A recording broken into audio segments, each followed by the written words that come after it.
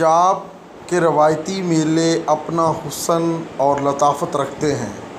लाहौर शहर मेलों के हवाले से मशहूर था और पंजाबी कल्चर का बेहतरीन अक्कास था।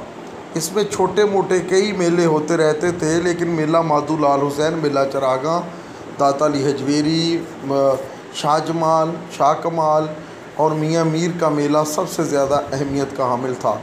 हमारे पंजाब के कोने कोने में चप्पे चप्पे पर इस तरह के मेले ठेले होते हैं, जिससे इंसानों का कितारसिस होता है, उनको लंगर मिलता है, वो ढोल की ताप पर रक़्स करते हैं, वो समाज सुनते हैं, वो बैठ के गपशप करते हैं और कहीं कहीं खाल खाल सिगरेट नोशी पक्की और कच्ची भी की जाती है।